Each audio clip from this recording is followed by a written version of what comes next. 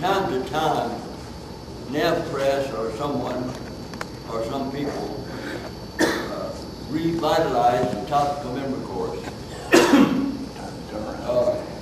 More recently, this has happened. This left last year's model in the storage. A businessman friend of mine came by and said, "What are you going to do with those?" I said, "Well, we're going to dump them." He said, "Well, why don't I give you a gift and I'll load them in my truck?" They said, "Great." So he wrote out a check and they gave him the material and he put them in his truck. He told me, he said, "John, I have ample of these and you can use them, you can sell them, or whatever you think best." I have quite a few copies of the topical memory course. This is last year's model.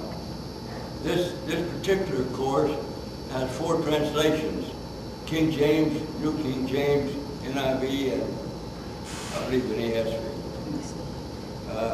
The new set has 8 translations. So if you would like some of these, when you get home, you email me. The reason I don't want to take your information now is I'll lose it. And we have a lovely lady who works with us, Dana Meyer, and she'll take the information and send them to you. I would say use these as you would if you paid $15 for them, because don't give them out promiscuously because they don't cost you all that much, but use them just like you would ordinarily, and everybody would pay the price. So if you would like some of these for your ministry, you email me and we'll ship it to you. Questions? Thank you. Thank you. You're welcome.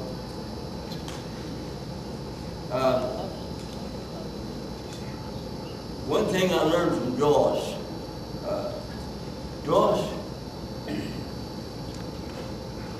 I met in 1944, began to have a little time with him in 45, in my last days in the military. Dawson would ask me questions like, "John, what do you have on your heart?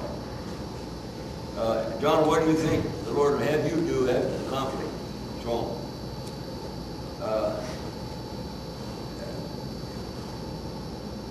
I told him, I said, "Well, Dawson thought maybe going back down in Alabama and going to school and tying in with the Southern Baptist Church and maybe a pastor, he thought that'd be fine."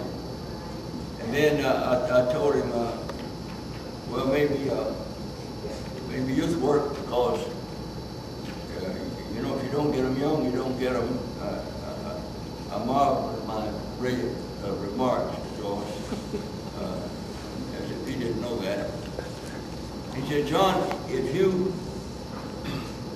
reach one man, he can be a pastor, you can be a youth worker, but you place at one time." And then we talked a little further. Missionary work came up. And I said, "Dawson, what I'd really like to do is be a missionary." He said, "John, if you disciple 2 men, one could be a pastor and one could be a youth worker, you could be a missionary. You please place at one time." And then, just as if he thought of it for the first time, he said, "You know what, Johnny? If you never figure out just what you ought to do, you can just spend your whole life raising up disciples and sending them all over the world." So that was his seed thought in my early days, and still is. Mike Thomas heard about the Navigators. He lived out in Elk City, Oklahoma. Mike went down to Texas to a conference and met the fellas, really challenged. And they said, "Mike, you really mean business?" And he said, "Yes, I do." go home, sell the farm, and come follow us. So he went home, sold the farm, and come follow us. Followed for 9 years. Texas, East Coast. Then the old folks got ill or old. And he thought he'd better come back to Elk City to look after his wife's parents and his parents, which he did. And I heard he was in town. He heard I was in town. I called him one day, and he said, "John, I heard you were in town. I was going to call you, but I just hadn't got to it. I sure appreciate you calling. Give me a time. I'd like to come see you." I said, "Well, Mike, that's what I called you about. You give me a time, I'll come see you." He said, no, John, let me come see you. Tell me when you're available." I said, "No, Mike, I insist. I come see you."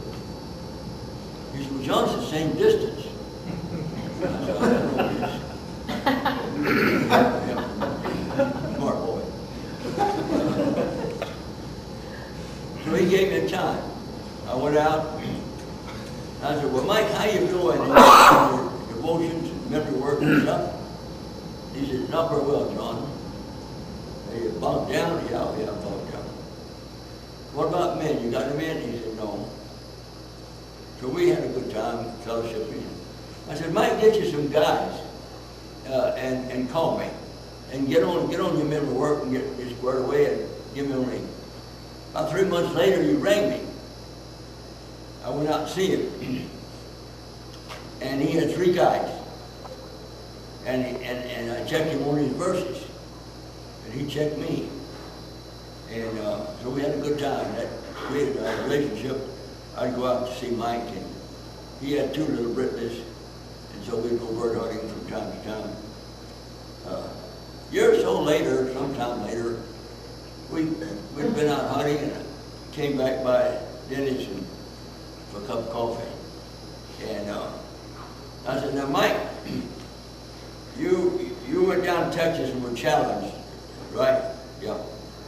"Then you came home and went back and followed the guy, right?" "Yeah." 9 years, right? "Yeah." "Then you came back home, right?" "Yeah." "And you got bogged down?" "Yeah." And okay, but now you're on the way again. You're reaching men, you're discipling men, you're sharp on your verses, you're having quiet time. What made the change? He said, "John, you're the only man I've ever met who insisted that you come to help me on my turf rather than recruit me to help you on your turf." I said, "Is that all there is to it?" He said, "Yeah." I said, "It wasn't because of my great theological understanding?" He said, "No." I said, "It wasn't because of my great ability to quote scripture?" "No." I said, "Well, I know it's not my singing, so..." You mean, John, Mike, that is all there is to it? I come to your house instead of you come to my house? He said, "That's correct. John, that is all there is to it." Well, Mike's coming on staff now, actually, but he's coming full time. We'll get through with his school in a few years. So that, I was just sharing that with Jay, and he said, "Well, he'd like me to share that." A verse that goes with that is Philippians chapter 2. "Look not every man on his own things, but every man also on the things of others." John, you didn't know you were going to get that result, did you? You didn't know you were going to get that result. I think you But did. when you insisted on going to him, did you have all that figured out? Oh, sure Yes. You did? he did. Sure he did. I had it all figured out ever since 1945. Huh. Coach Dawson said, "You train a man, see, John Wilson sitting there at the gate looking starry-eyed like a crow, you know, I can come by, not, what are you doing? He said, well, I'm gatekeeper. I said, well, I see that, but what's on your heart? Well, he didn't have much on his heart. A little fat, no other than that. And so invited John over. John got into the Word, and he was in the Word, but he continued it. We got him through college and got him a vocation and taught him how to reach men, and you hear about his ministry. Years ago, Harv Cox, you know the story. And so it goes. Yeah. Similar situation, but I didn't have it figured out. I didn't know what the result was going to be.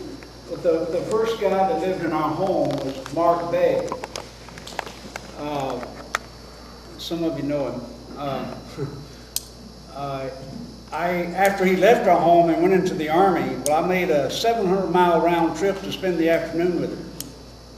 And we were out in a fishing boat. And he said, why else did you come up here, Harv? I said, I didn't. I said, you're the only one I came to see. He said, you made a 700-mile round trip to see me? I said, well, Mark, you lived in our home, and I love you. And he was kind of flabbergasted about that, to say the least. So, similar deal. But I didn't know what the result was going to be. He's so simple. We saw it in the video with Des, and the same thing. When I was in New Zealand, we got in the car and we drove to people's homes. We ate their meals. We sat around after the meal talking in their home. And it was such a simple formula, but sometimes we overlook the simplicity of all this, you know? I kind of had the same experience when I lived in. Like this, I'm just a quick little share time. Stress, suffering, and hard times and